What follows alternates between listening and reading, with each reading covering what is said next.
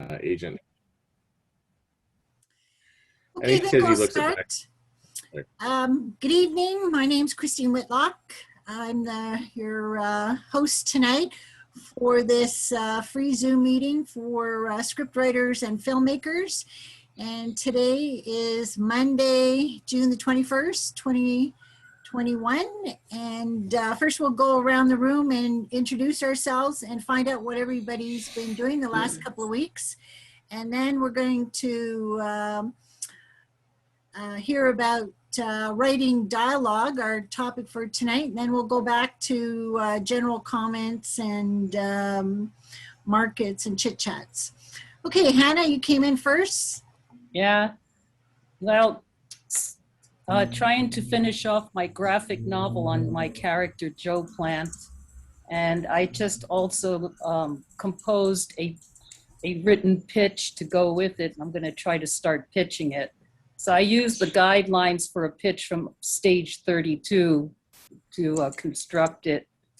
And as I mentioned earlier about the notification from Blacklist that somebody voluntarily decided from the industry to download my script and read it, because usually it's just like you hire a script reader from Blacklist to review and read your scripts. I was rather surprised to find that out. So I hope they liked it. That's all I can say.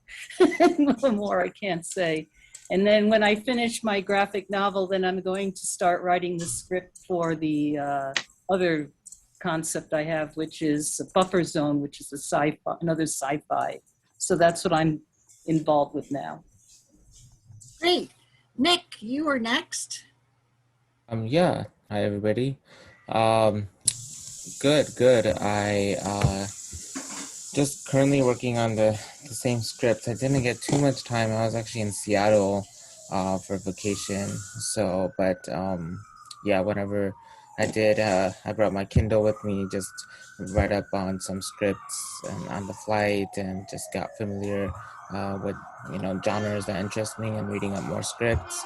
Try to fill in the gaps for my current script so I can make it more appealing.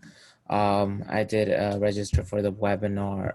What was it? There's like some webinar tomorrow. I believe you sent it regarding writing Dialogue. characters that inspire from Screencraft. It's tomorrow around 5 p.m. Yes. Yeah. Yes. Yeah. So I did register for that. So we'll see how that goes. But yeah, apart from that, not much. Good. Rosie. Hi, everyone. So basically, since the last time, I've just been, again, just continuing to work on some short scripts and sort of refine that, get better at doing something on a smaller scale, I guess, before I go on to writing some more like feature work. And then also there was a lot of helpful suggestions just through the various Zoom meetings about like webinars or different websites. So I have the whole list. I'm making my way through them.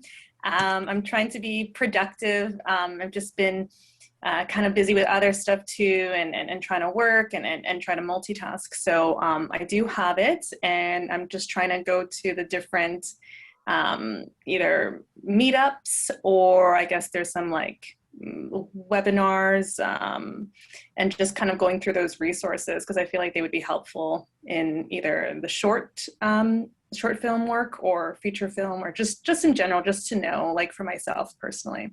So that's what I've been up to. Good. Julian. Hey, everybody. Welcome back. Nice to see everybody again. So Saturday we had our flow table reading, and of two of our shorts for Alex's group here, and it was a lovely experience. I got mine read, and I heard some really wonderful, warm things from everybody. Thanks to those of you, Christine, Hannah, you were there, and somebody else was there too. It was Pauline. Pauline was there. Okay.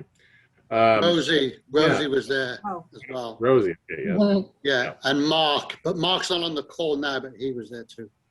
Yes, he was, yeah. So it was really nice to see some faces there. Yeah, I heard some really nice comments. It felt very good, especially hearing from the women because it's actually kind of a female character dominated script, and many women had very nice things to say about how it handled the subject. So it was really great. Plus, I got to have a speaking part on the other script we read as well. You missed that, Christine. You missed my acting debut there, but No, I heard. and it was fun. Oh, you She's- heard me do the acting? Oh, yes, I was there for your reading. But the second one on Oh, no, not the second one, just the first one. I got to do one of the parts. I got to play Junior. Good. Yeah, so that was fun. I always like to be able to act when I can. So it was a great experience. Looking forward to and Alex and I have gotten it down to 6 pages now. So we've gotten it. That's as honed as I think as it can get. But and I'd love to hear what you think about it later too, Christine. So there's that. Death's Brother, my horror script that some of you were for the table reading of, also has made quarterfinals for the ISA, the International Screenwriters Association drama. So I submitted it as a drama and it got recognized as a drama. So that was interesting to me because it's so psychological. So I thought, well, let's try it as just a drama. If it's hopefully the horrific elements aren't too much that they wouldn't. And so they respected it as a drama. So I like that a lot. Poppycock though has completely struck out, so there's a lesson there on I think maybe 3 contests, nothing. So there's a lesson there on not submitting an early draft, and so actually I was just so excited and I was just going to break the rules, but anyway, the rules still stand. Don't submit your early drafts. But on the first, Alex's group will be meeting to talk about it, and maybe I'll get some good tips there. So Death's Brother didn't get anything its first year either, so Poppycock next year. All right, we're gonna get it honed. We're gonna have it. It's gonna be so upgraded. It's gonna be great. So looking forward to that. That's what's new. Good. Pat. Hi. My partners and I finished our comedy script. It came out better than I thought it would. Felt a lot of hard work the last 2 weeks. We're submitting it. She submitted it to a friend of hers that was looking, had seen an earlier draft, wanted to see a new one. And we'll see what he has to say. I'm working on a new script, a new old script. That's when I pulled out of the files and dusted off, see if I can get it to work. I'm working on that. And I'm... And what genre is that one? Sci-fi. And just hanging in there. Good. Barb. Hi, everyone. Not much new since last week, just focusing on rewriting my script, kind of debating now whether I want to keep it as a romantic drama or do a rom-com. So that's where I'm at with my script. Great. John Lewis. Hey, everybody. John Lewis from New York. Good to see you all. What have I been doing? Busy as always. As I put in the chat there, I was recently published in a literary magazine called Review Americana, and I put a link in there if anyone is interested. Glad to share that. I have finished and have sent to my reading team, and I've already been involved in rewrites in the last 2 weeks of that stage play I've endlessly been talking about and working on, A Dying Breed, and so that's out there. And as promised, beginning to pivot back to screenwriting. Hey, what's that? I have been spending some time in the script hop and kind of updating and putting my stuff in the packet links when the time comes to utilize that, because I think that's a great tool. And something that's on my mind, and maybe when our general time comes to talk and talk comments, I want to start thinking more about collaboration and where to make best connections to people who want to collaborate, and just not anybody. It's like we're all trying to make the best connections possible for whatever story or script we're working on. And of course, I'm no exception. So I look forward to your expertise on that. So that's been me the last 2 weeks. Good to see you all. And of course, thank you to Christine for continuing to do this every week or every 2 weeks. Yes, yes. Next. Welcome, Marissa. Tell us about yourself. Hi. So I am in Hamilton, Ontario, and my first novel came out this week. It's a young adult eco-thriller. So that was exciting. I've been learning screenwriting, and so I have 2 feature-length scripts ready. And I have lots of other things I want to write, but the part that I really don't enjoy is sending it out, trying to find who to send them to, where to send them to. So I said, okay, you're not going to write anymore until you send it to at least a number of people. And so I'm sort of struggling along to push myself to find where to send each of these screenplays to. So that's where I'm at. And what genre are they? They're both dramas. One is a more musical drama with a lot of LGBTQ flavor, and the other is more of a historical drama. Good. Shadow. Well, hello, everyone. So I've been very busy over the last couple of weeks launching a series, True Ghost Stories, on Facet TV. We've premiered episode 1 on Friday. We've got 24 episodes coming in.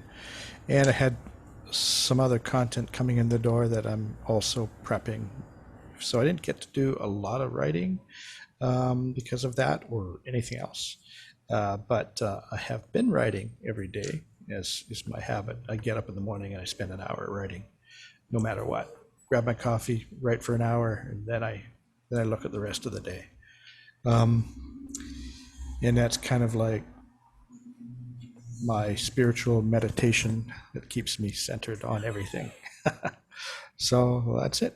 And today I did a seminar earlier today for women in, I can't remember the name of the group, but it was for new female producers in Los Angeles. So. Great. Doug Nelson.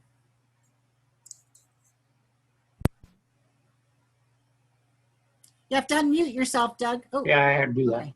Good. Hi, everybody. Nice to see y'all here. Last couple of weeks, I've been building a film festival out here and working on my cable network show and trying to help all kinds of other people get a foot up in the industry. And after a long discussion with my wife about why am I trying to help people who don't want to be helped or have no interest in the film industry or no interest in anything. So I've shut down my cable show, I've shut down the film festival, and I'm no longer helping anybody. I'm just going back to writing my own stuff. I did get a call from my agent in Hollywood. He's in Glendale, not Custom. And he wants me to rewrite one of the old scripts.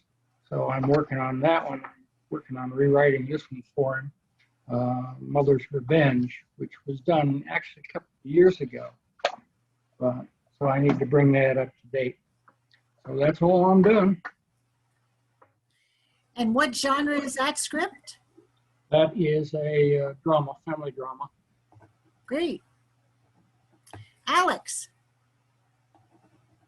Hey, good afternoon. If you hear a buzzing, I've got a sim on my back. I pulled my neck at the gym. Feeling old today. I am old.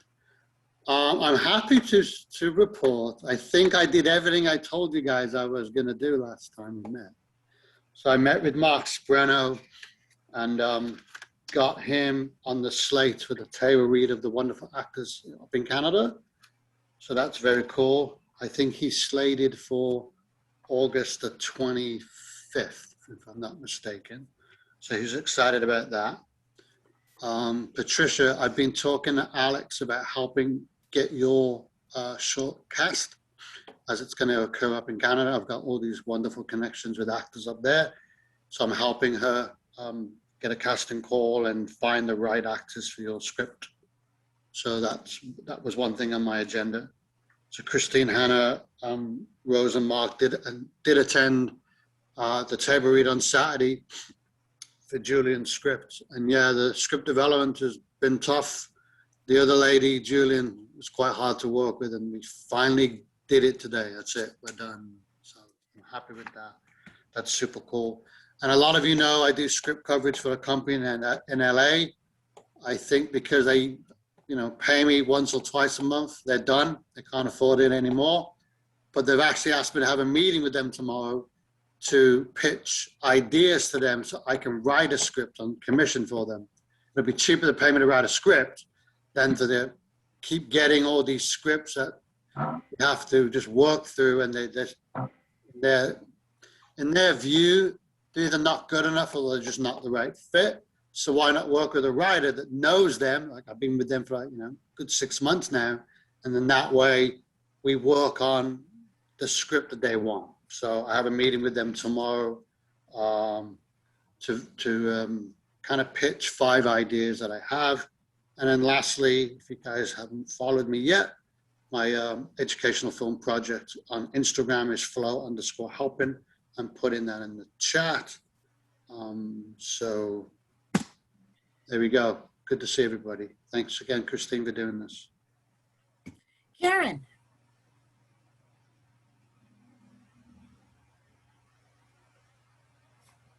Hi, everybody. It's good to see you again.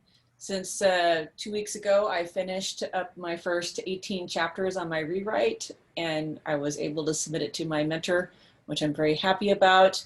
It did turn into quite a push at the very end. 4 days, I just stayed in the house. I didn't go anywhere. 12 hours a day. I had to get that deadline done. And I have my pilot beat sheet stewing. And now I'm just going through notes for my horror. And I'm back at finishing up my last chapters. So I have chapters 19 through 43 on the rewrite. And a lot of that is changing. So that's going to be very interesting in 3 weeks. Good. Hopefully I won't have to do that 12 hours a day again. I don't know what that's going to be, but that's what I'm doing. And thank you again, Christine, for hosting this. Manuel.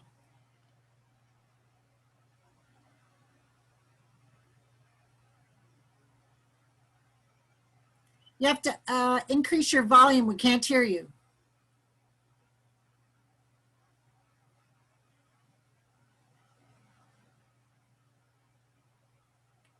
We still can't hear you. We're getting nothing.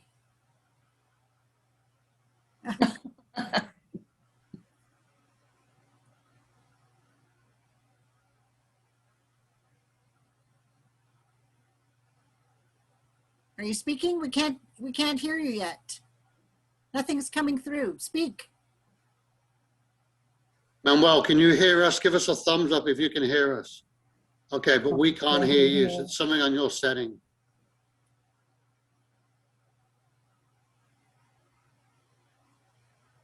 Okay. No, we can't. Still, we can't hear you. I've been talking to Manuel, so I can tell you a few things if he doesn't pop up. He's writing a grant for the film, right? Right, Manuel? I know you're busy writing that grant for the film you were telling me about. He's not in yet. He's been busy doing that. And then I looked over one of his other scripts, and he's working on a rewrite there. Those are the only 2 things that I've been working with him on. So. Oh, here you go.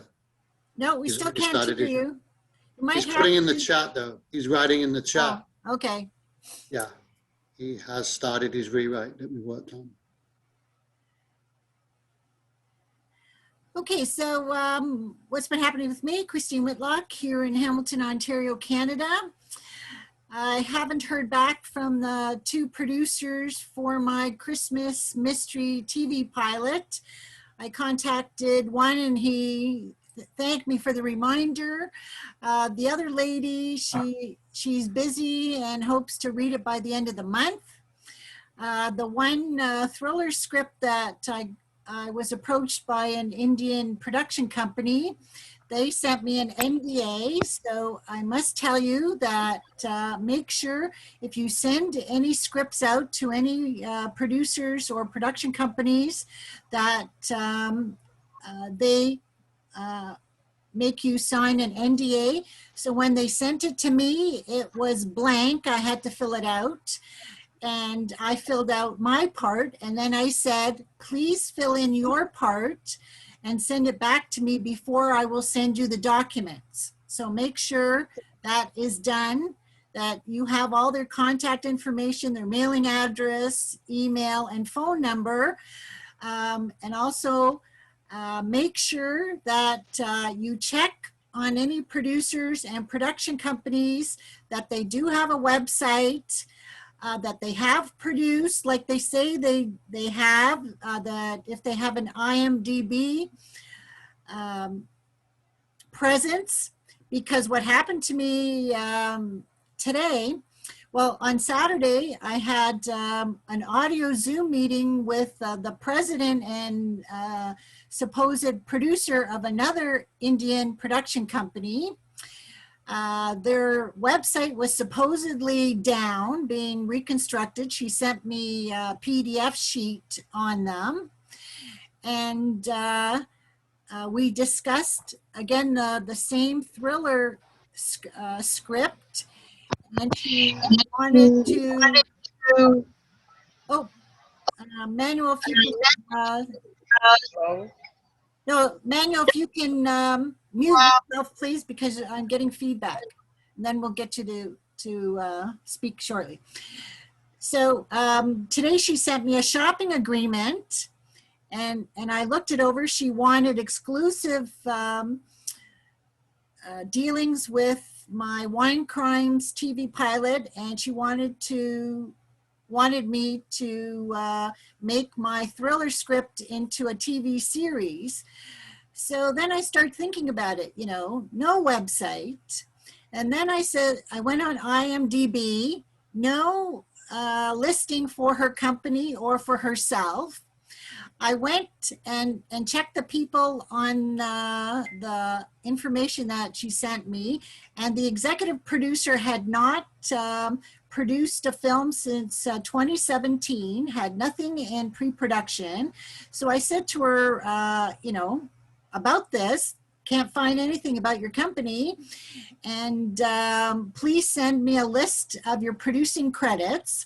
Also, please send me the contact information of a writer that you have sold their script or their TV series, because I want them as a reference, because I would contact them and see how they worked with this production company, which is very important to do if you don't know them, especially here I am in Canada and they're in India, you know, and that would be extremely difficult and very expensive if you had to get into legal issues. So she came back and just wouldn't give me any producer credits, wouldn't give me any writer contacts, and just said that all of their projects are in development. So I thought, well, I'm not going to be, you know, strung along for a year or more, and that was the end of that. So be extremely careful, you know, when people want you to get into a partnership with them, really check them out. Okay, Manuel, are you able to speak to us? Can you hear me now? Yeah, we can hear you now. Okay. Yeah, so, I'm currently still working on this project about the terrorism, the subject matter of Mozambique. So I haven't gone back to touch my scripts, like, you know, the KwaZulu-Natal, I was writing this. Yeah, we're getting a lot of feedback. We're getting a lot of feedback from you. So put whatever you can in the chat. Okay. So I'll do that. I'll do this. Yeah, and then mute yourself. You can mute yourself because we're getting feedback. Okay. So does anybody have any anything to say before we get into writing dialogue? Christine, just real quickly about IMDb. If you have credits, make sure that you've got the right credits, because my sci-fi channel thing came out and I'm listed first assistant director. But when I clicked on my name, it was the incorrect Alex Marino. It was cool. I was connected with the movie Constant Gardener and Children of God, which is a great movie, but that's not me. So it's quite a bit of a process to make sure that you claim the correct credit. So if you're dealing with any production companies and IMDb, just make sure it's yourself. I didn't realize I'm Alex Marino the 8th. So now I know. So just kind of a little tidbit there about IMDb.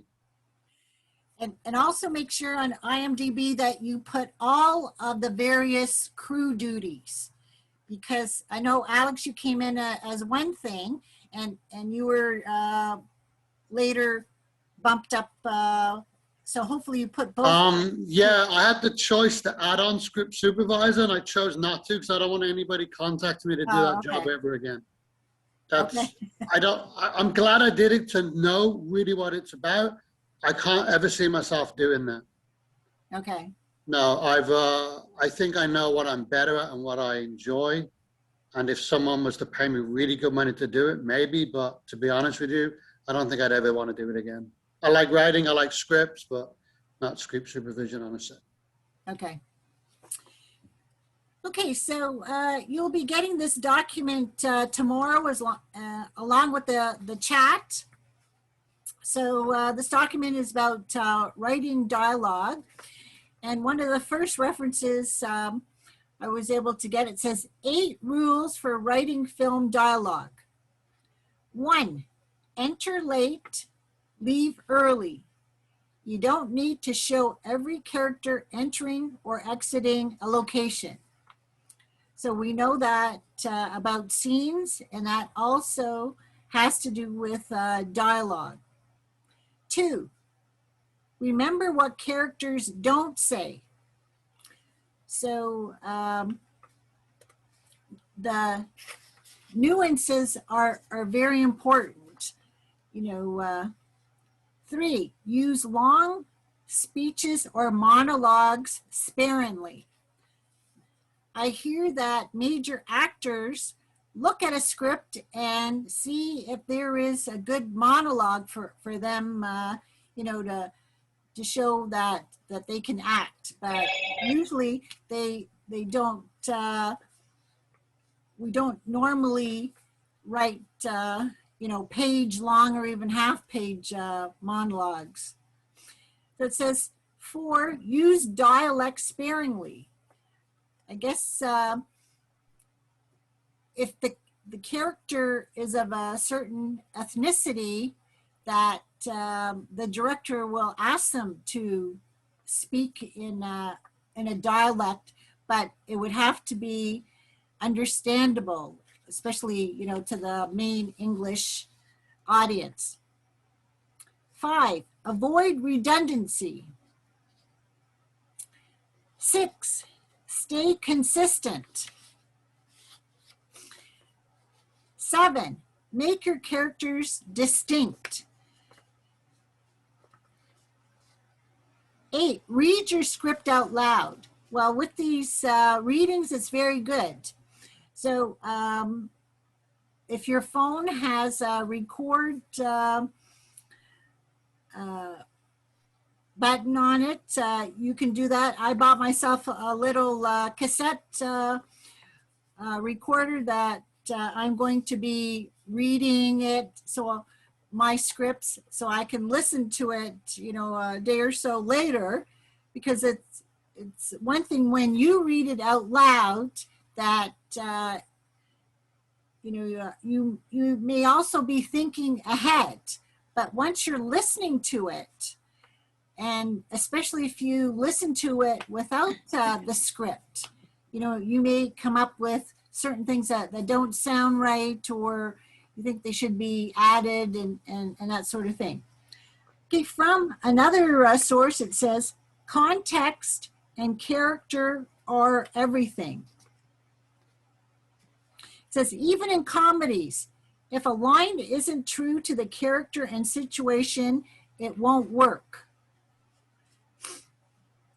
So again, it depends on the character. That has to be really fleshed out. No one should talk like anyone else. As in life, each character in your script should have his own distinct speaking style. To test this for your script, cover up the character names and see if you can still guess which character is speaking at any given moment. If your characters talk too much alike, fix this problem right away. No small roles. Actors like to say there are no small roles, only small actors. When I read and evaluate a script, I worry when I see characters with generic names. Too often that naming convention results in equally generic dialogue. Each character in your script should have a name and a distinctive personality reflected in his dialogue. Arguing is good. Arguing probably isn't a good approach to life, but conflict is great for your story. We always keep wanting more conflict. Make sure that every character in your script gives your hero a hard time. I thought that was a good point. I don't care if all your hero wants is directions to the nearest gas station. Nobody should cooperate with him, at least not without a lot of persuasion. Well, it makes it a lot more interesting. If if he's always getting what he wants, that, becomes boring. Evil is as evil does. Amateur writers create heroes whose dialogue drips with the milk of human kindness, and villains whose every syllable drips venom and evil intentions. But what do the pros do? They write heroes who may talk cynically, but behave in the opposite way and demonstrate compassion or idealism. Their villains are often elaborately polite, but evil in their behavior. This technique adds depth to your script. When dialogue doesn't always directly reflect a character's true inner being. Always remember your character's actions, not necessarily what he says, determines whether he is good or bad. Don't tell us things we already know. Avoid on-the-nose dialogue, which is simply stating exactly what's on their mind without nuance or subtext. So subtext is always important. Less is more. If you can say the same thing with a visual image, action, behavior, or sound effect, instead of through dialogue, omit the dialogue. I thought that was a very good point. Show, don't tell. Give actors something to act. And it says here, bonus tip, write characters that are quirky and unpredictable in what they say and do. Whatever someone would normally say in the situation at hand, have your character say something totally unexpected instead. So scripts are made up of narration, action, and dialogue. So like they said, if you can show action or something else instead of dialogue, that might be better. Now, before I forget, because some of you may not have heard this when I told this at the beginning of, before I started recording this, but earlier I got an email from Impact and Skydance. Impact have been sending out requests for scripts about every couple of months. So now it says applications are now open for the third prompt in Impact's first look with Skydance TV. Do you have the idea for the next haunting of Hill House, Stranger Things, or Lovecraft Country? So they're wanting contemporary horror. So tomorrow I'll send everybody this email. I'll forward it on to everybody. So if you have, I haven't looked at it because it just came in before the meeting. So if you have a horror or are working on one, you can find out what the deadline is and see what you can submit. So, oh, Alex is gone. So Julian, if you want to tell us a bit about your response to how that reading went for you. Because you had it, what, 7 pages at the reading? Mm-hmm. Yeah. But you said you were asked to even tighten it more to 6. Yeah, Alex wanted, I think 6 is what he's been targeting for most of them. And, you know, when it was read, you know, I went through it a little bit and smoothed a couple things. So table reads so far, I've had 2 now, and besides it being wonderful to hear your stuff performed, it's almost like making a movie, but you get to hear the words. And so sometimes if you hear something that doesn't sound natural, you know, I wouldn't blame the actor. You know, take a look at your words on the page again. So my main concern was smoothing out the dialogue to make it as naturalistic as possible, and Alex's concern was to get it as short as possible, and so we teamed up to get that done. So yeah, it's really good. And Des Brother, my other thing that got table read as well, you know, there was a particular scene that they said afterwards that the actors gave me feedback too. So if you can get feedback from the actors afterwards, that's good. But they were like pointed to a scene and said that scene just went on way too long, and so I went back and looked at that again as well. So yeah, I mean, read your stuff aloud, like they say. That's I've heard that advice 100 times. Read it. Your auditory processing works a little bit different than your ocular, right? So when you hear it, you'll know whether it sounds naturalistic or not. You know, as pretty as it may look on paper, it just may not flow. So, and yeah, Alex, Christine was just asking. Yeah, I heard my name. I'm sorry, I had a phone call. Go ahead. Sorry. He was asking about the impact of that table read on the editing afterwards. Yeah, I think out of them, even the longer ones that you've heard, Christine, with the Canadian group, I think we're often as writers, we're too close to the subject matter. And that's why it's always good to work in development with someone above you, you know, producer or somebody. That's just kind of how it works. This is a collaboration. So, and the subjects, Rosie and I have both said, you know, Dr. Linda Sager, I met her once, phenomenal. If you ever get a chance to read her books, she explains everything so well. Everything is layered like a sundae, and the dialogue is the cherry on the top. You don't build your story through the dialogue. That's the one thing I always remember from her. So bear that in mind, everybody.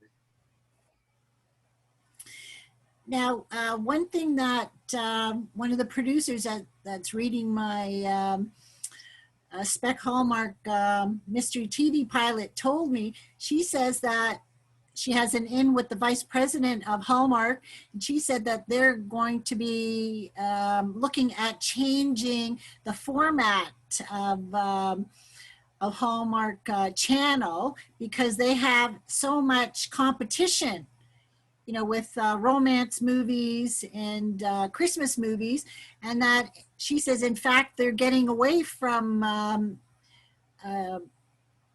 TV pilots and TV series because they have a number of mystery series going on right now.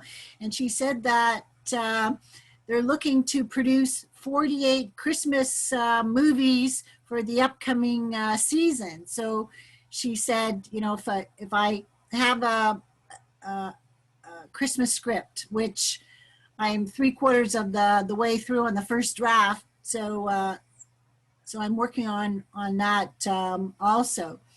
So if anybody, you know, has a Christmas romance or romantic comedy script someplace, then you know, dust it off and work on it.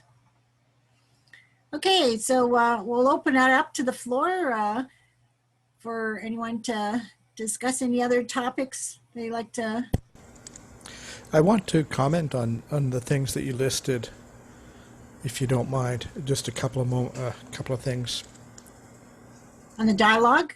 Yeah, on the dialogue stuff, because I think that people can get carried away with this a little bit. And let me just tell you, when I write dialogue or when I see a script coming in, the dialogue is too loose, or if they've got extra words in it, verbal bubblegum, I kind of think it. I just have to slash it, so that the dialogue is very, very spare.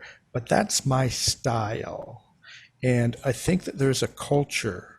I just want to bring this up because I just like writers, I think it's very, very important that you develop your own voice and your own style. And that's what makes you marketable as a writer, because you're an individual. And there is this culture kind of built up about what is a good script, and it's got to be, short dialogue, or it's got to be to the point and not too on the nose and blah, blah, blah, blah, blah. And there are people who there's Aaron Sorkin, okay, and every one of his lines, and I worked on Studio 60 with them. Every one of his lines is like half a page long, and they're all him. There's not a single difference in voice, and yet very, very successful, very, very good scripts, considered good scripts, not following these guidelines. So there are exceptions, and it's good to look at those and figure out why they're exceptions. But I just wanted to say that kind of as a caveat. Natural and short, not always true. Very theatrical language can be very, very natural, and it depends in part on the actor. But if you get good actors, Shakespeare is very conversational. I kid you not. Easy to understand. Flows really well. It's notorious for being difficult for actors and for difficult producing, but I think it's partly because people get bogged down on the fact that it's also tends to be poetic, and honestly, it isn't that old. The language hasn't changed that much in the time that it is written. It's just done. And if you see really good actors doing it, it is very accessible, and so that goes against that current cultural kind of feel. And I just think that these are good guidelines, but remember, you have to have your own voice, and there are times to break them. There you go. That's my 2 cents. Yes. Shadow, I'm glad you brought this up, because was that a thread that you read in the lounge at stage 32 at all? They had a whole thread about this, and I was thinking about my own character. I said, well, he's got Asperger's, so he's socially awkward. So the way he talks may not be the same as a hipster, which has another way of expressing dialogue. So don't you have to tailor your dialogue to the personality of the character? As long as this is my viewpoint. I don't know if I read that on stage 32 or not. I don't remember, but I think it's an important point. Somebody with Asperger's, for instance, when I write different characters, you do want to differentiate them, and it depends a little bit on genre. I wrote kind of a 1940s-ish crime thing, and one of the detective thing. One of the characters, they were talky, and so in genre, it fits when there is a character who's a little bit more verbal. But even within that extra verbal thing, there has to be story points. So it's just not pointless bubblegum. He can express it a certain way.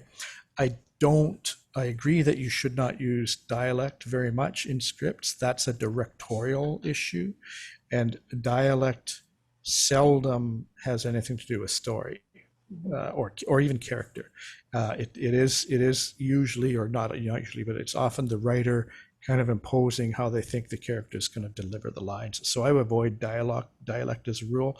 If there's a reason for the character to be, Hispanic and have an accent, then you don't have to try writing the accent. You can just say he's Hispanic or she's Hispanic and let the director decide that stuff. If there's a story element that relates to that accent, different story. But yeah, definitely everyone has to have their own voice. Every character has to have their own voice, and every character has to be differentiated, and length of tone, length of sentences is part of that. I have characters who are very, very concise and quick and even snippy consistently, whereas other characters I write with a little bit more lines, not quite as quick, you know. So I think that that's all within the purview of, you know, and it can be done overboard to apply these things, is all I'm saying. Yeah. I think that one of the things that you're saying is that, or one of the things that I'm saying is that dialogue is a character facet. That's one of the definitions of your character. And I'm not sure what you're thinking about when you say, you know, dialect or something like that. People from different parts of the country use different words differently. That's not accent or anything like that. Now, if I'm dealing with a, you know, Spanish actor, I want him to speak as a Spanish actor. If I'm dealing with a Chicago longshoreman, I got a different kind of guy to deal with. And so it always pays to know what these characters say and where they come from. And one of the things that I found is really, or has really been a help for me years ago, was I found a little book called Talking American. You ever heard of it? No. Speaking American. This is it. Okay? If you are writing for the American market, this is great. When you get your character up in the morning and they're going outside, do they put on their tennies? Do they put on their jogging shoes? Do they put on their, things like that? Do they say you all, you guys? You know, these all tell you where they're from. So this is a great way to develop the individual facets of your individual character. Now, the character will use what I like to call echo words all the time. In other words, you know, a Southern gentleman will use one kind of dialogue. A pipe stacker out on a drill rig is going to use a different dialogue. And that's what makes each of your characters unique. And you have to study that language. And particularly here if you're going to write for the American market, you have to pay real close attention to that kind of thing.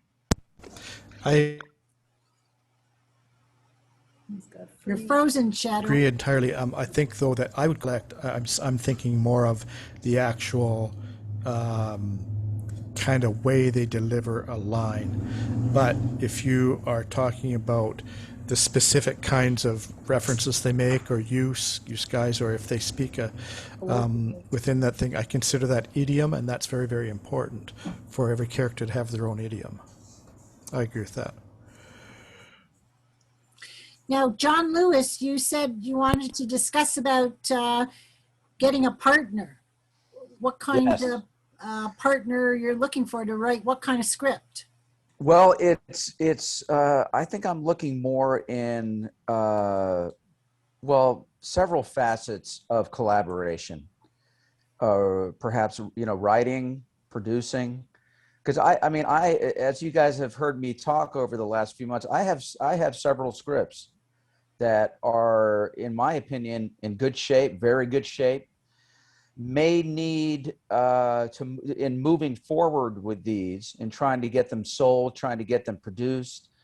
I want to be able to collaborate with someone who will add nuances of, say, culture. It's, for instance, I have a script that I think you've heard me talk about. I have a script called Band on the Run. It's about the making of Paul McCartney and Wings' Band on the Run album in 1973 in Lagos, Nigeria. He recorded that in Africa. So me being a white guy from America, I've written this script and I've had readings of it, and it's gone through a whole process of notes and rewrites. It's still, I would think it's a good idea to find someone who can add nuances of culture and background that I can't as a writer. And it's like I have another script, Running with the Devil, about Catherine Switzer, who ran the Boston Marathon in 1967, the first woman to break the glass ceiling in that. Who's going to be able to help move that forward?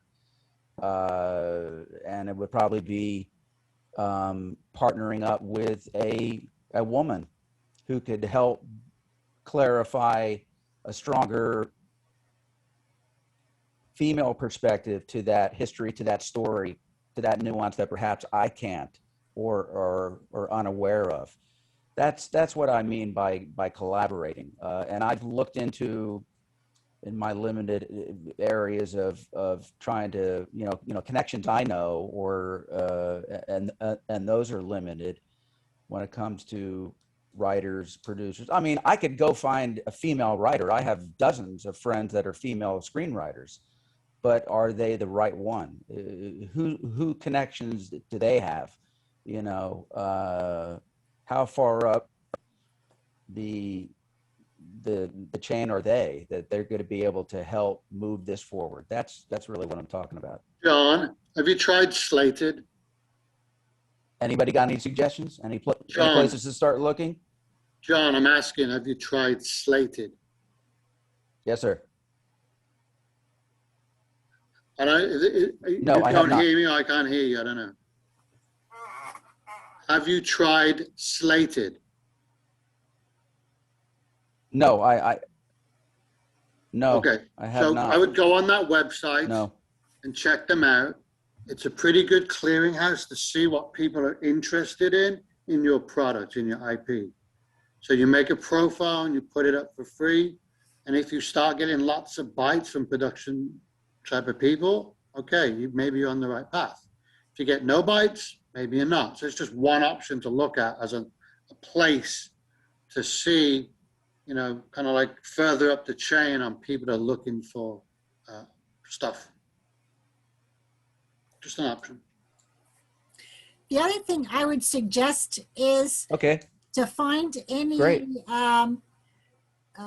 female sports scripts written by a female and read them to see if you get any ideas about how a female writes a female sports script. Have you read any female sports scripts? Yes, and I have done some exploring in that avenue. When I've thought of directors, who would be a good director to try to get a script like this to. Someone who's, a female director or a director who's done a lot of, female-centered storylines. So I have done a little bit of exploration in that, but certainly I could look further into that avenue. Yeah.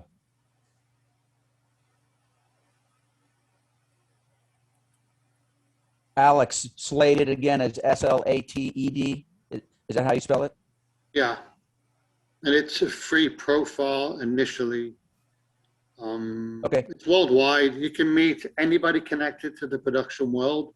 I've met some composers that way. I've met, made some connections that way. Just one option. I'm not saying it's the best, but it's one option. Or do what we talked about last week, pitching to very specific producers who would be interested in the content. So there's probably some very specific producers for like a Paul McCartney film. So you find them and you pitch your idea to them, see if you, get a meeting with them. But you should have everything ready if they say, yeah, Yeah. One-page query. We talked about this last week, a synopsis, everything should be ready. Yeah, that was a discussion I did quite a few months ago about a page-long sheet of all the things you need to have ready before you contact a producer. There's probably 20 things that you need to have. So if anybody doesn't have that, let me know and I'll put it in the chat and I'll send you that document. Can I also remind everybody what Doug has said? You know, make connections to the industry yourselves, because I mean, I just got a phone call from somebody about another job, which was like, wow, that's why I was a little off with this call right now, from somebody that I've met through somebody.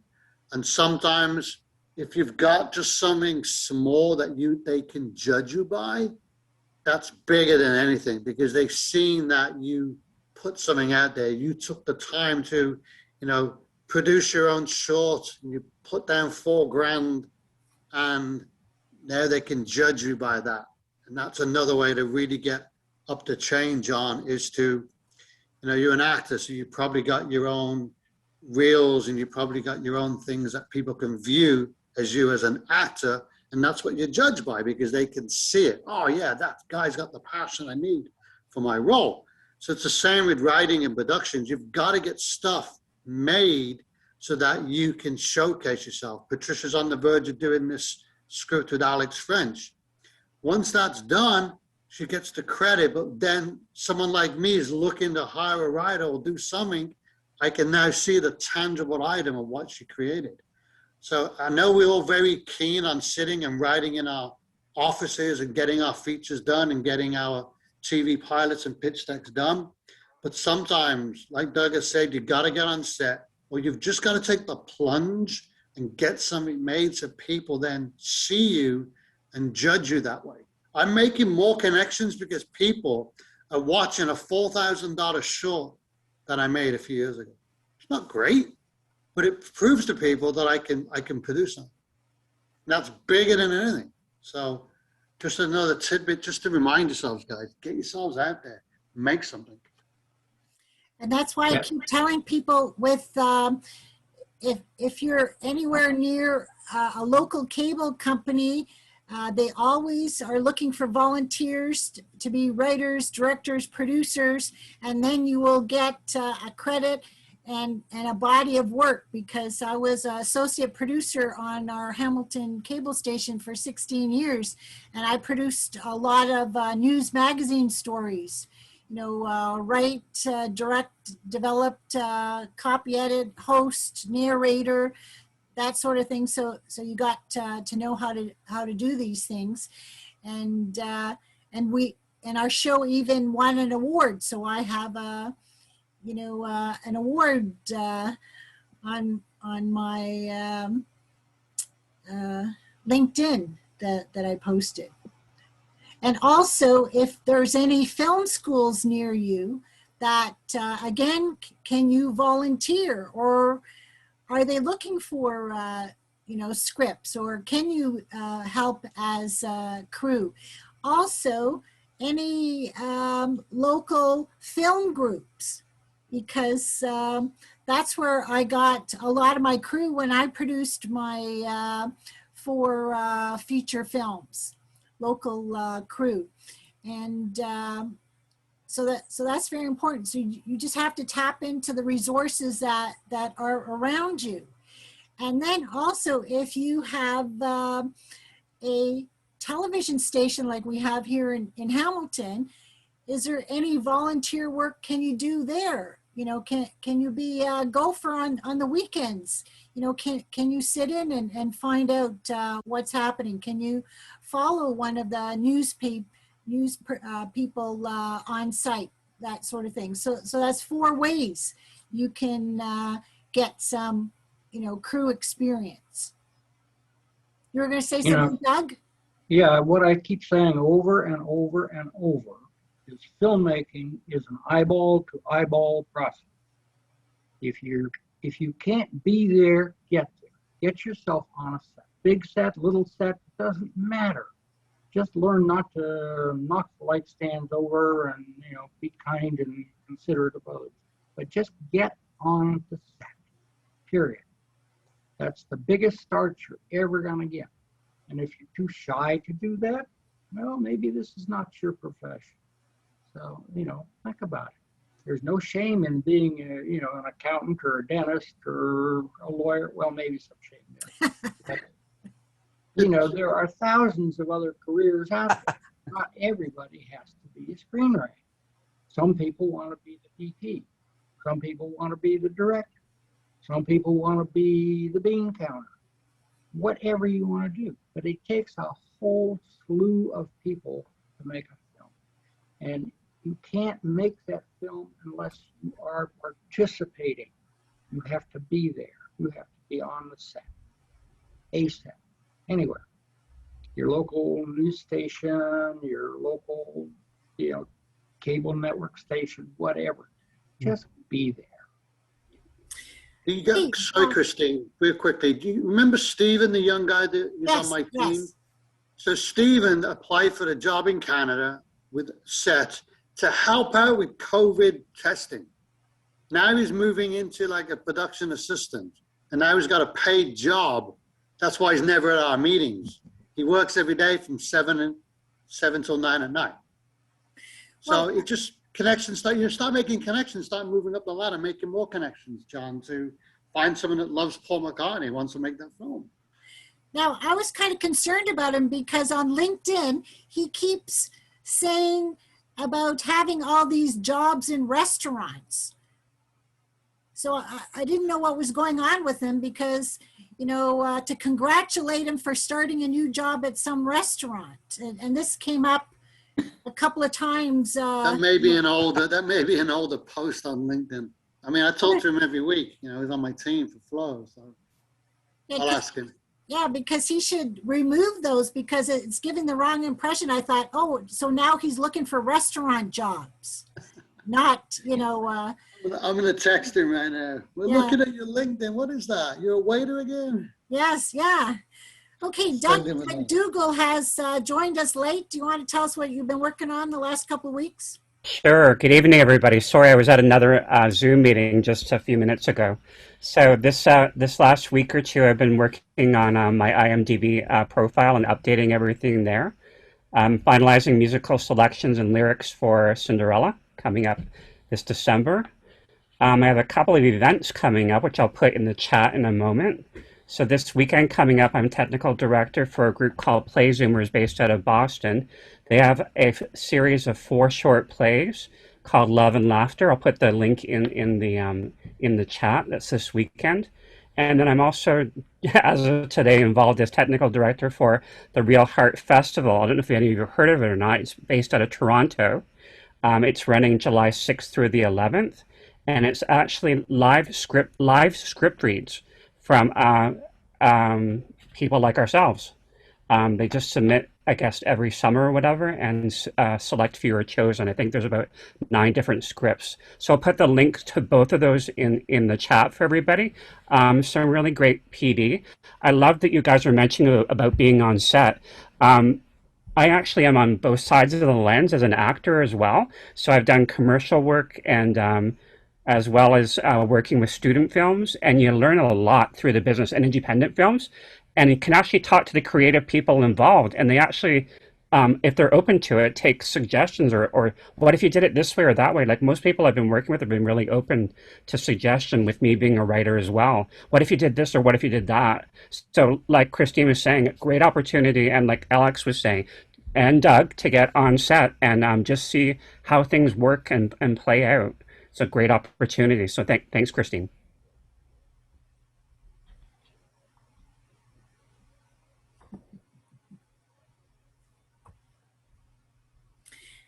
Now, Alex, have you talked to our Australian ladies, Vivian and Cherie?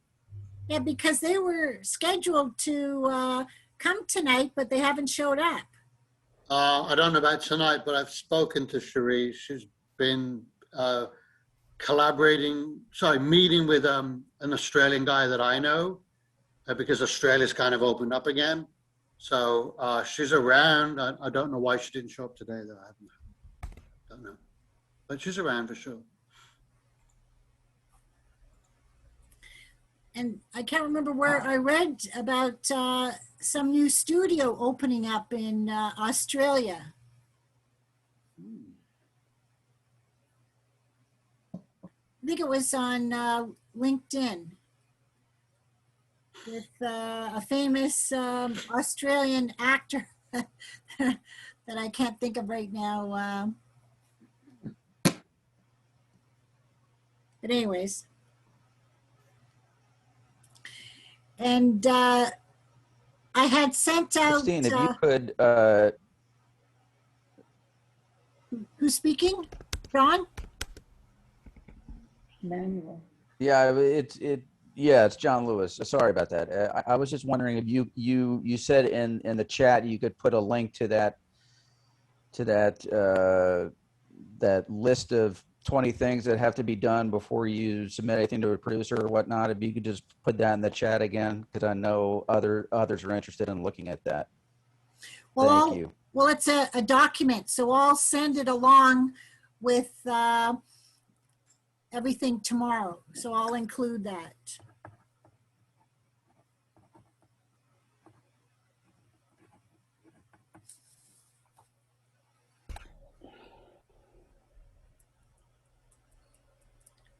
I was just thinking of something now I can't remember.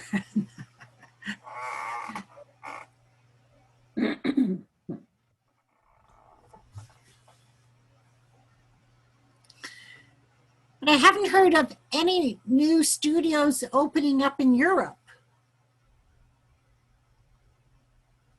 You know, like Australia, yes.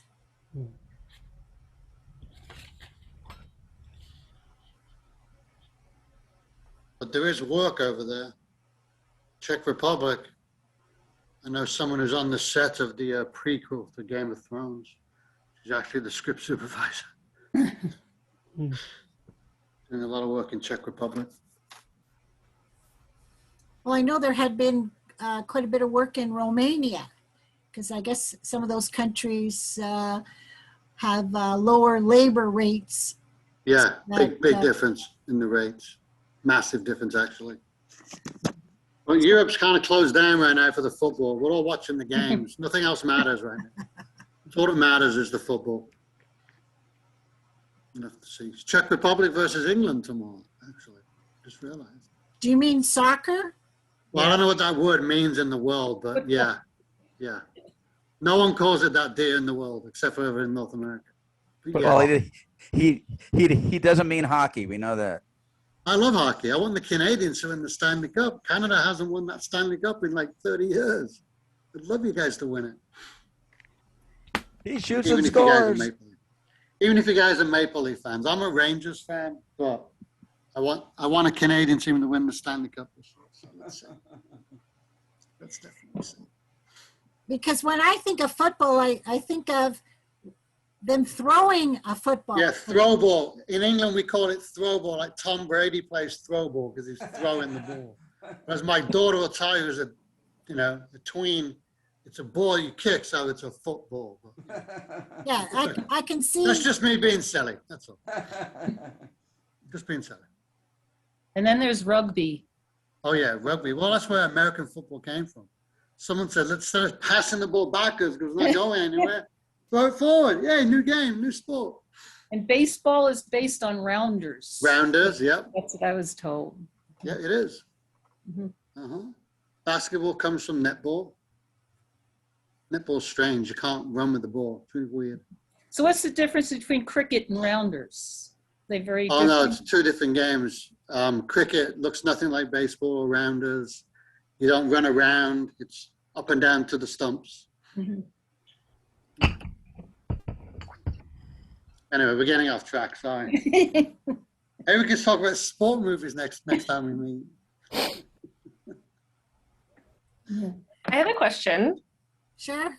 So it's going back to the dialogue, and we talked, I think, a little bit about it briefly last week.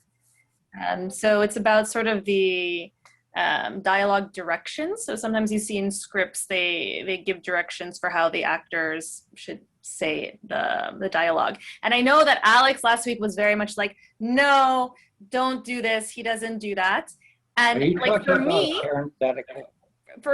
a parenthetical. And for me in the past, I've always kind of erred in maybe more moderation. I didn't always do it, but I rarely did it. And I would say not never, so some like rarely. And I think I see it a little bit more when reading comedy scripts. Like some of the scripts, like you see that quite frequently. So I don't know if this is like something in the past that was maybe more common, if it's something that's still ongoing. I know some people are like, don't do it. I think today some people were talking about that and they say like, you shouldn't give directions to how like the actors should say their lines. I would tend to agree with that mostly, but I feel like I just want to kind of know what people's take on that is. I think it's a preference, Rosie. I think it's just a preference.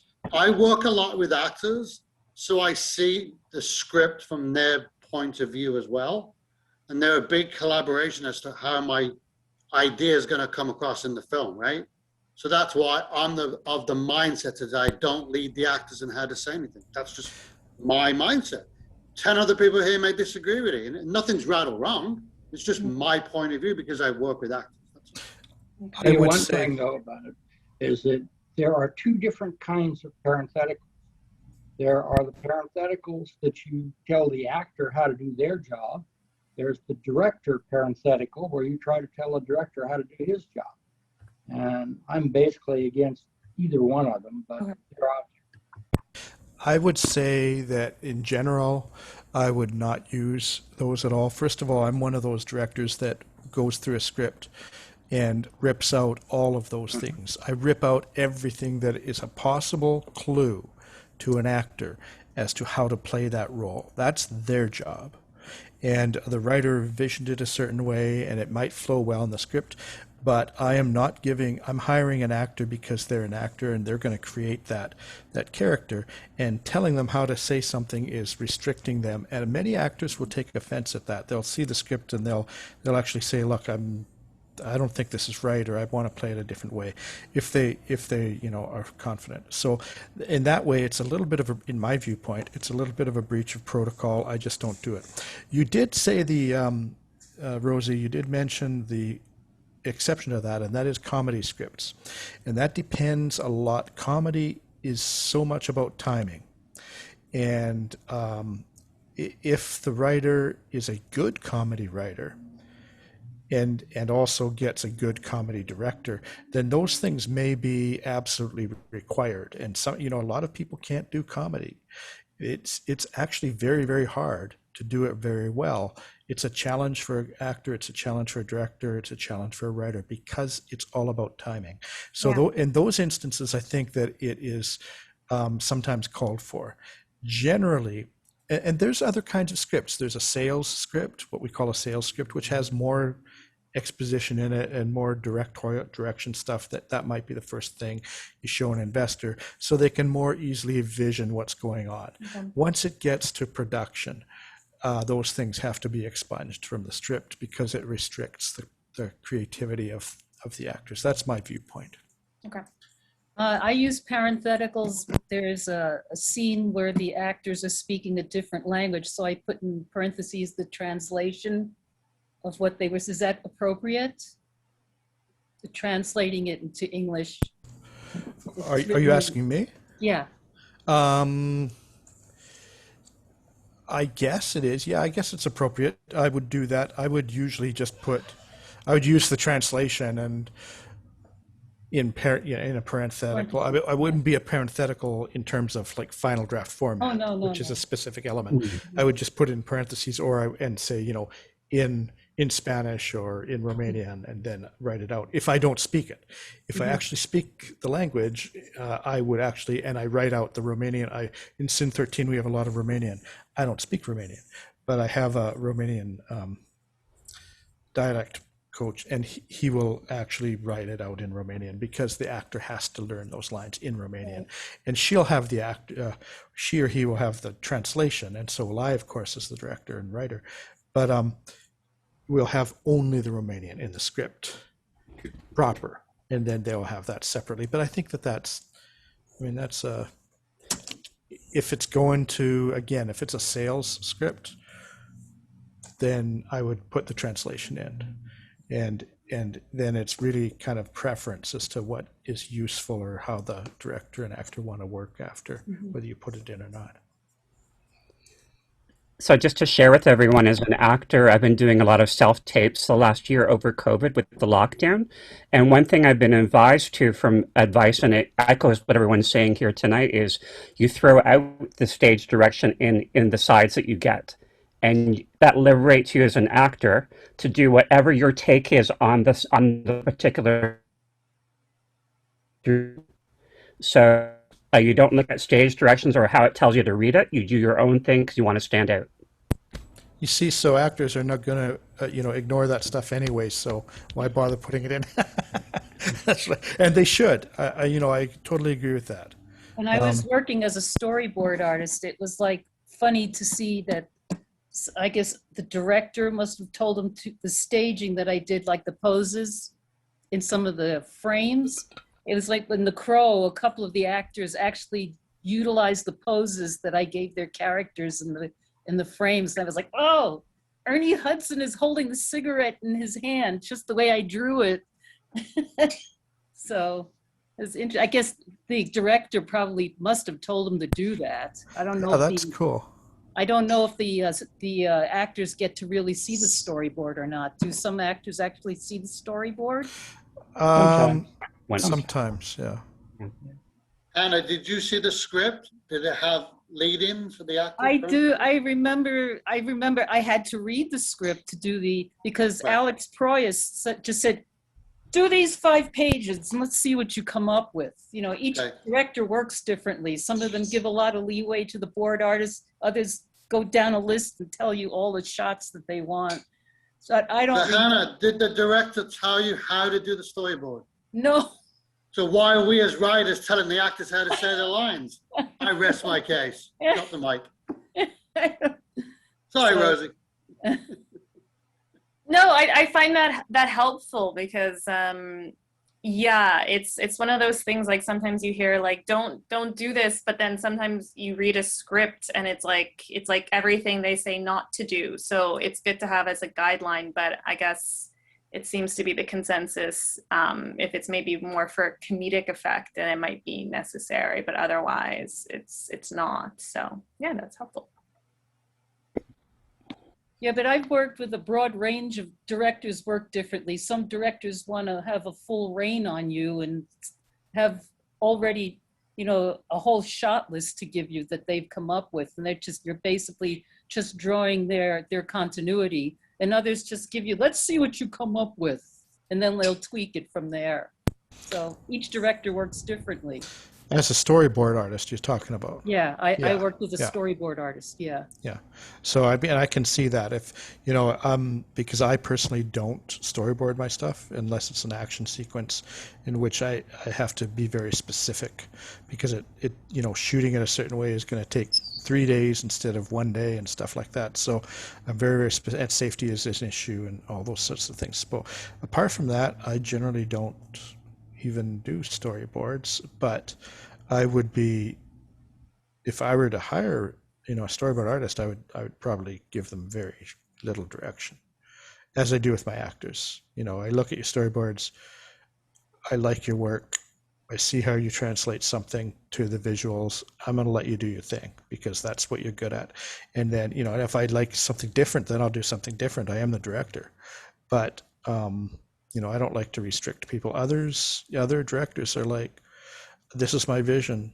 I just need something to show the cameraman, and I can't draw with beans. So you're going to do this, right? So, it's very directors different. And storyboard artists, there has to be a meeting of the minds here too. You know, when I'm directing something, you know, I've written it, I'm directing it, I'm setting up my own shot list. I have my own concepts of how I want to do it. And I will go to the storyboard artist and say, okay, this is my scene. I'm thinking of such and such shots, you know, then take it from there. Give me what you can. And if you come back and say, well, let's try something else. Or let's tweak it a little bit over here. That's fine. That's what I'm paying you for. It opens up a dialogue, a creative dialogue there. Mm-hmm. Yeah.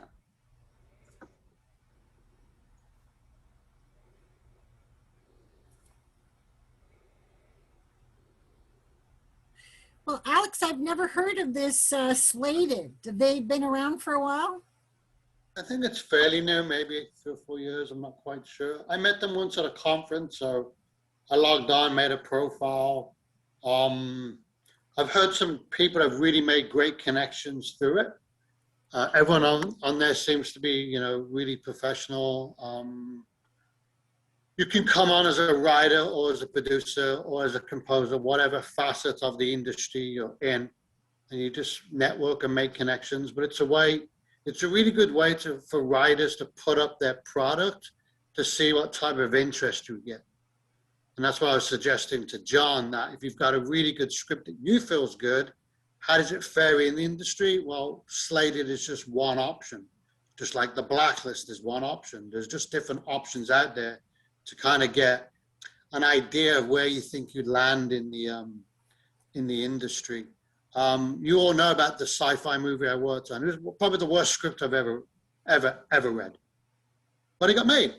So, you know, sometimes things just get thrown out the window. I found out the writer, I wouldn't even call him that, the guy that wrote the script is the building manager of the production company that's the arm of the Sci-Fi Channel. There you go. He's been around for 20 years. He's seen all the movies made. He probably said one day to Michael Mihail, hey, I've always wanted to write a movie. And Michael goes, go ahead and write me one. This is pretty good. You know, that goes back to what I was saying about who you know. You be on the set. You're the maintenance man in the building. Yep, he's the building manager. And if I show you the script, in fact, I may just send it to Christine to send out to everybody, the original one. So, I mean, so bad. It's not even the syntax. I don't want to see any more bad grammar, scripts. let alone how he wrote it. But whatever. I mean, but just getting back to kind of like with you, John, is that I think the more that you are involved in things, I mean, everybody kind of knows my story. I've got some really good mentors. That's why I'm very willing to help people out. But that took 7 years for me to start breaking in. I was studying and learning and networking just for 7 years. I wasn't sending out my stuff because I wanted to make sure that it was vetted so well that when I sent it out, that, yeah, I'm in top 3% of a competition. Okay, now I know it's there. Okay, Blacklist, I got an 8. Okay, now I know it's there. Now I can start marketing it because I know it's been vetted and that at least you can't please all the people all the time. It may not be everybody's cup of tea, but at least I know it's a script that will be well received. And again, going back to what we always say, if you're just nice to everybody and you market, you never know what's going to happen. I mean, I just got a phone call about maybe getting a job on a project because of a woman that I met. And I invited her to my, not even my table read. We had like a meeting a few weeks ago. It was just a case of like this platform. We all just get up and kind of introduce ourselves, tell us what we're doing. She loved what I did. She contacted me a few times. And now she wants to have a meeting about maybe getting a job. So just never know. It's all about making connections. And if you can sell yourself, you know, as an actor, actors and writers get rejected more than anything else in the world, right? Mm-hmm. So we've all got thick skin being in the industry. So if we can just, you know, make those connections, be nice to people, make something that we can be judged on, it's going to happen for you. And I'll tell you why. I don't know if you know the Australian guy called Jeff Bolo. Look him up. He runs a production company in Australia. And he's always talking about when you've completed a script, yes, you're a writer, but write it from the producer's point of view is one of the things he talks about. And also stick with it. Because if you stick to writing for 5 to 10 years, you'll have some success. Because there's 20 million people out there sitting in the bar, John. I mean, you've heard them. oh, I'm going to go back to my computer tonight and write a script. I'm going to make sure I get this script done by next week. Yeah, next month I'm going to get the script done. There's so many people out there full of bull. They don't do nothing. And the people here, we're like in the top 10% already just because we're doing it. So now we've all moved up, right, towards the top of the ladder. So if you keep working at it and keep perfecting your craft and start making good connections, then you get into the top 1% and you start, producing stuff and getting paid to, be a writer and stuff. So it's definitely going to happen if you stick with it. Well, that's what I keep saying about connecting with producers on LinkedIn. Be very polite and friendly. Don't push your stuff on them. I always say when they accept my connection, thank you for connecting. And what are you working on? I want to find out what they're working on first. And if it's appropriate to tell them what I'm doing, if they don't want to share, some are very secretive and they said, why do you want to know? And I says, well, this is for, networking and helping each other. If they don't have that mindset, then, they don't want to share and help each other, and others want to help you. But again, like I said, any producers or people who want to look at your scripts, vet them out, check them on IMDb. A young man contacted me on LinkedIn and gave me his phone number on Saturday and told me to phone him. And I said, well, what did you want me to phone you about? Because I didn't know if he was hitting on me, right? and he says, well, you can pitch me some ideas. So I went on his IMDb, and he only had produced one short film in 2018. So I went back on LinkedIn and I said to him, wrote and said, I checked your IMDb profile and you only have one short film done in 2018. Did you want me to pitch you short scripts? And he never wrote back. So whether, he had already started in on the Saturday Night Juice, you don't know. You know what this looking means? For some company. You know what this means? Little backstroking in an email is good too. Like one producer I recently contacted, I told her I loved some of the movies that she produced and whatnot, and I thought, you might be interested in my script as well. And I mentioned the name of a couple of the movies I watched that she produced and how much I enjoyed watching them. So a little glad handing goes a long way too. Hannah, what's behind you, Hannah? Hannah, what's behind you? Oh, okay. I can see things moving. Okay. That's Chili. Chili. Hannah, I'm going to say that that's actually really good advice. In terms, we have to network. Everybody has to network, but the thing is, producers don't actually get recognition very little. People watch the movie and they think of the actors first, and then some of them think of the director. Not as many as people would think, unless you're a superstar director.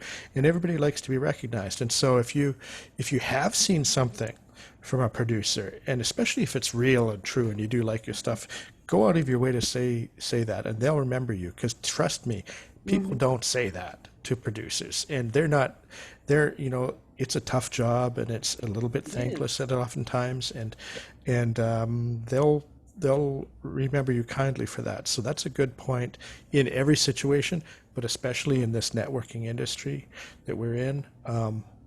It's good to recognize people when you see them and tell them that you like their stuff. They'll remember you for that.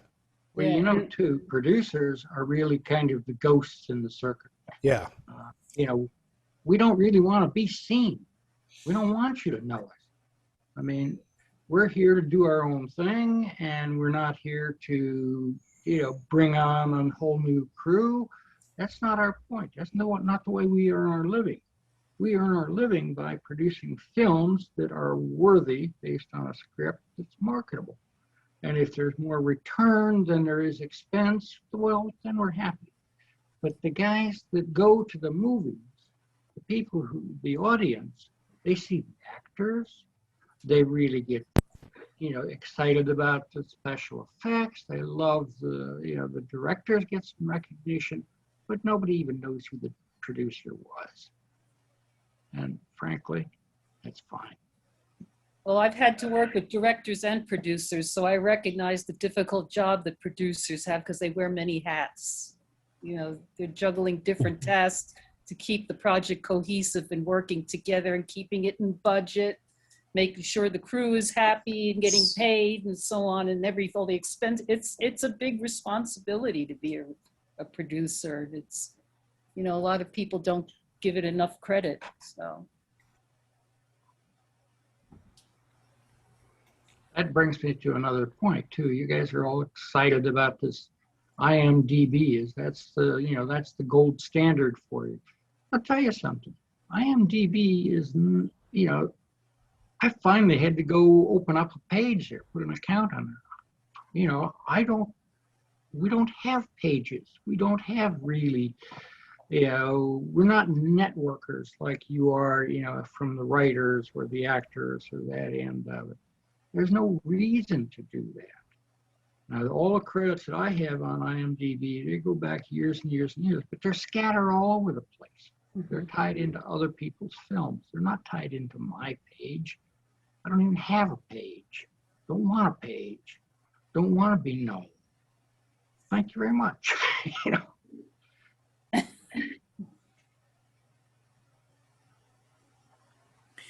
Well, if you don't have a web page, then and you're not on IMDb, well then how can people find you?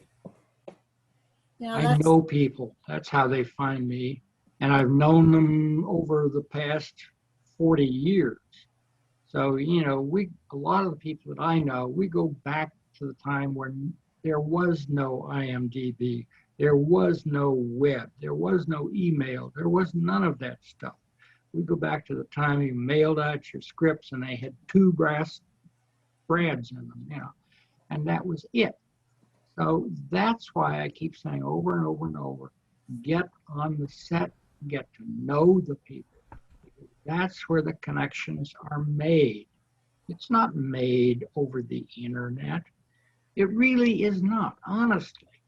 And I just can't get that through to you. I mean, it's, you get there, you work on the set, you get to know people. Over the years, when I was doing that, I got to work with Hitch. I got to know John Wayne. I got to know people like that, just simply because I was on sets that some of those people were on. And I was nice to them, and they were nice to me. So they remembered me. It's as simple as that.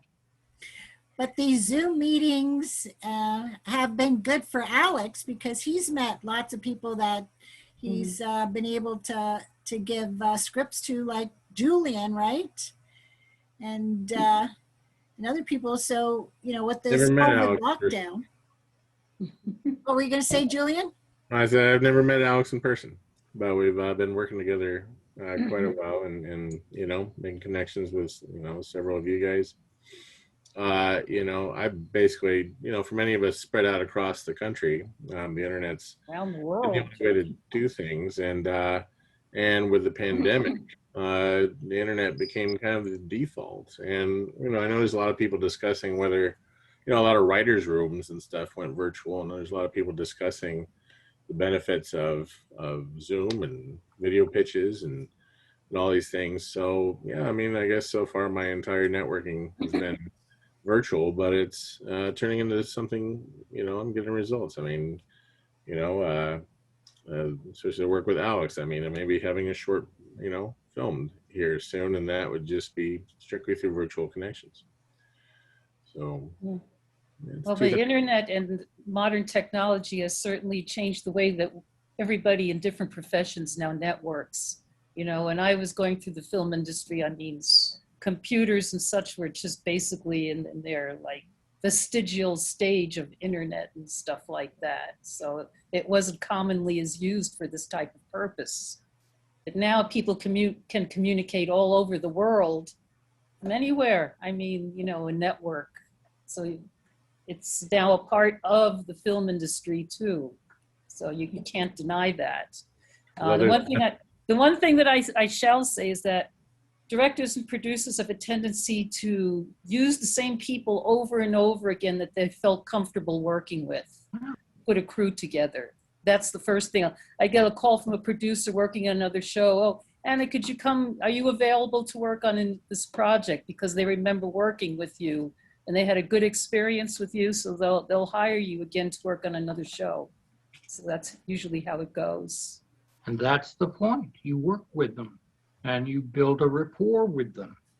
And once that happens, then they remember you. You remember them. So certainly, you know, you work with the same, I love to work with the same people that I've worked with 20 years ago, 30 years ago. You know, us old codgers get together and we understand. But we're not into your, you know, the internet so much. And I'm not really sold on this internet thing yet. Really not. Doug, do you still call it the information highway? No, we call it a country road. Okay, our next meeting will be in 2 weeks on Monday, July the 5th. So it's after both of our national holidays. Canada's is July 1st and yours is July 4th. So hopefully you'll be coherent on by Monday night for the next meeting. So Hannah, tell us what you're going to be working on for the next 2 weeks. Most likely I'm going to try to get my graphic novel done and out of the way so I can start developing my next screenplay. So, and I want to get that in before I have to go out in the field and work, which might be in August in the Mojave Desert. Oh, what fun. Been there, done that. Nick, what about you?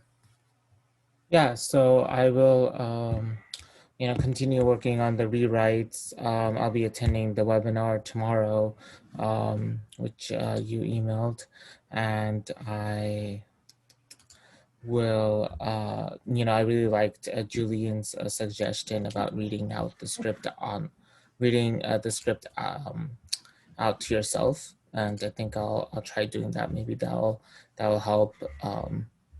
Lori reached out to me again, so I'll be having a call with her once I send her a few pages of my script, and yeah, that's what I'm going to do. Maybe try to do some research on local film groups or schools or resources out there now that shoots are picking up. I do live in SF Bay Area, so there's a few film schools out here and studios. So we'll see if there's anything open. So yeah. Good. Rosie. So probably just trying to get through that list of different signups for if it's webinars or podcasts or any of that stuff, just to kind of stay relevant and what I need to do to improve my writing, and to maybe try and use some of the websites again that were recommended to get some maybe coverage for scripts, and to continue writing. Maybe I can finish another short script and then maybe begin on a feature-length script, but that would just be sort of the pre-planning stages. It's not really going to jump into that yet. And pretty much just try to work like crazy. I think I can't remember who said that they have the schedule that they do every day, and I'm more of a binge writer. So hopefully I can just write a lot and be a little bit even more productive, and see where that takes me. Good. Julian.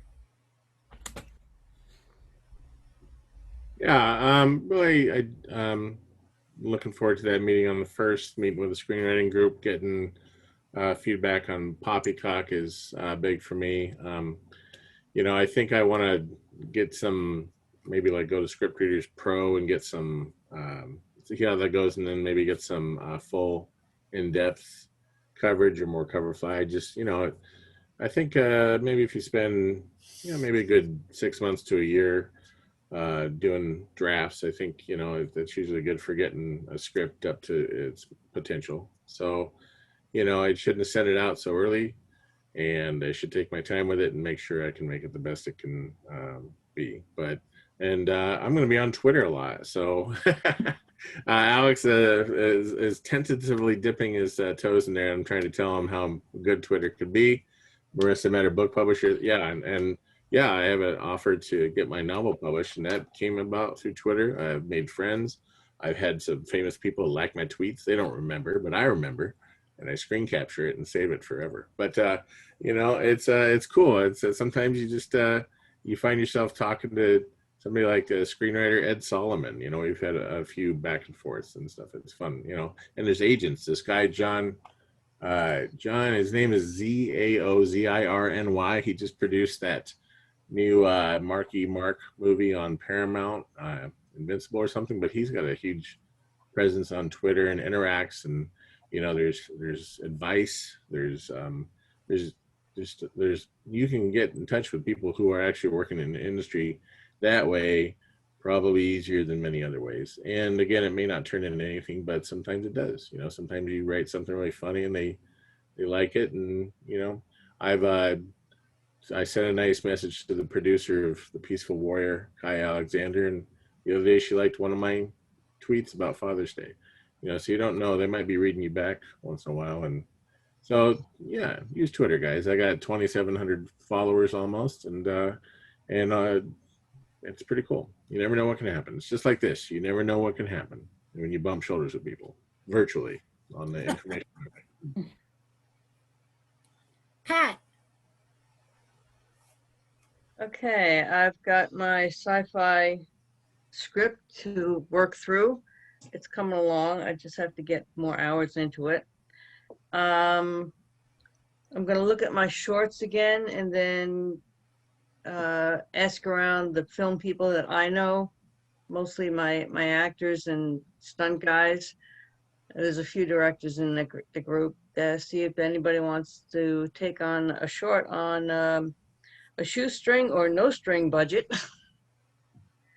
And then I'm working with my niece to mock up some movie posters for my website to go with my scripts, just to maybe generate some interest. Good.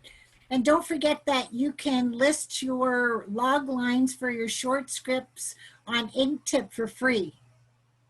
Yeah. Okay, John Lewis. Well, after this meeting, there's only two things to do, right? Or three, right? Rewrite and network. So that's what I will be doing. And just for the record, I'm already doing all of these things. If you guys have gotten to know me over these last couple of months, I like to talk, and I'll pitch anything. I'll pitch the fork to its devil. I'm good at that. So, and I've made some inroads, and they've gone, where I thought they might be leading somewhere, and they don't. So, we'll just keep doing it. We'll keep talking. We'll keep networking. Keep writing, and I'll believe in what Alex is saying, that eventually it's going to break. So, we keep going. That Napoleon Hill book, you're 5 feet away from gold. If they would have kept digging, they would have been rich, but they stopped. So you have to keep going and going, no matter what, Marissa.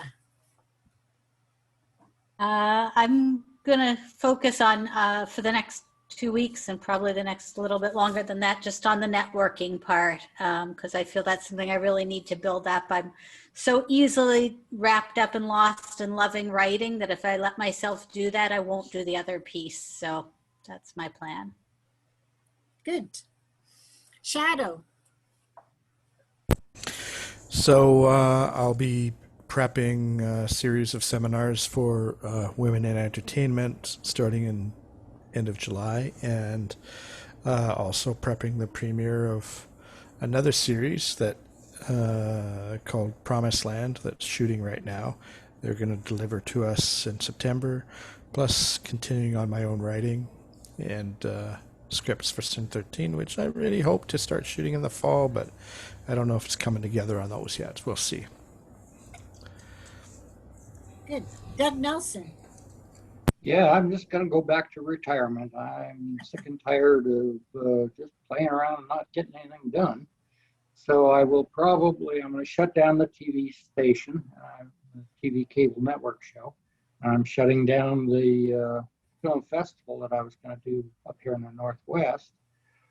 And I'm just going to go back to doing some writing on some things that I have. I have a short that I promised an actress in Hollywood that I would really work on to get it into Oscar-ready short, live-action short. So that's what I'm doing. So you probably won't see me around here much more. Alex. Oh, bummer, Doug. I thought my film got accepted to the festival. Oh, well, no big deal. How I met the lady that called me about the job is actually, she runs the Las Vegas Film Festival, and they've accepted my film for there. She wants me to come over and be on a panel. I'm like, sorry, can't stand Vegas. Never want to go back. Went there once, so tacky. I will never step foot in Vegas again. But, oh well. What am I going to do over the next 2 weeks? Hannah, I will do your review for you. I will put that on my list. I'm going to be getting off here and doing a rewrite with a fellow writer on a film that we are creating on the dangers of pornography. We're writing it as a comedy, so it's a bit of a challenge for us. So meeting my writing partner in about 9 minutes. I'm going to be involved in that pitch tomorrow with the Cooped Up Productions. Julian, I'm sorry, I have to keep pounding everybody for your script reviews for July 1st. I know what's the matter with the group this month, they're weird. If anybody wants to attend the table read of the Canadian actors, Patricia, I'm thinking of you, you may want to kind of see some people. We have a next read on the 30th.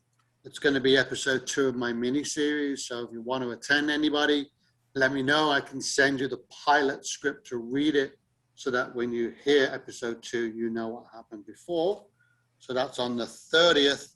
And I did put in the chat about following my film project on Instagram. That's one of the social media platforms that I'm trying to embrace. I did my first post on Saturday and I messed it up. Oh, well. And Alex, what's happening with your Thelma and Louise type script? So we finally had a meeting with somebody connected to Jamin O'Brien, who's actually my friend David Frankel. He's been up in New York with him, and they're actually working on a project. So I'm in the slate to, go over the review, because he read the first script and he wanted 2 changes, and we eventually made them. We were fighting on the 1 change, but we made it. So it's just a waiting game for now. Just like anything in this business. You get a phone call and suddenly something's happening, and then you wait months for another thing to happen. So it's called hurry up and wait. Exactly, hurry up and wait. So that's what. Yeah, Alex, your film that you sent me, it has been included on the slate for the Norwest Film Fest. It's just that the Norwest Film Fest may not be there. Yeah, that's what I'm saying. Well, I'm switching the Northwest, which I'd love to go to. Well, now it's Vegas. Sorry. No offense, anybody who's from Vegas, just didn't like the place. Okay, Karen. We can't hear you. I have my hard deadline, so that's all I'm focusing on for the next 24 chapters. So that's top priority. And I'll let you know if I am able to do anything else. Good. Okay, Doug McDougall. Yes, so besides doing the sound effects and video cues for the virtual show coming up this weekend and the festival in a couple weeks, I have to finish an e-learning video and do voiceovers in French. So if you're ever looking for anyone to do voiceover work in French, I'm your man. I have a bilingual degree. And I'm also working on the script for Cinderella. I've chosen some virtual backgrounds, being that it's going to be broadcast in Zoom, and working on some storyboarding with those backgrounds with the characters. So that'll be fun. Good. Manuel. I think I have a problem with my microphone. Can you hear me now? Now it's good. Now it's good. Ah, okay, thanks. Yeah, so I think I'll finalize the grant application, submit it, and hopefully go back and write my screenplay. Yeah, because it's been a while. I think I had given a break for maybe 2 or 3 weeks now, so I had to work on this grant. But I'll go back and write, and then the next meeting I'll come with some updates, right? Good, good. So myself, I'll be contacting again those 2 producers about my spec Hallmark mystery TV pilot, see what's going on. And then I have 3 producers to follow up on for my thriller script. And now I've thought about it as the pilot for a series, a TV series. So that's something new. And tomorrow you'll get forwarded an email about Impact and looking for that horror script. And you'll get this chat and the writing dialogue document. And for those people who want the producer list, I'll include that.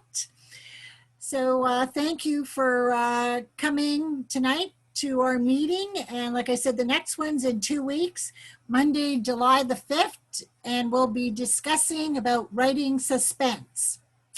Okay, so keep well and cool now that we're summertime, and we'll see you in 2 weeks. Bye for now. Thanks, Christy. Thank you. Bye. Bye. Yeah, if we're not on fire by then.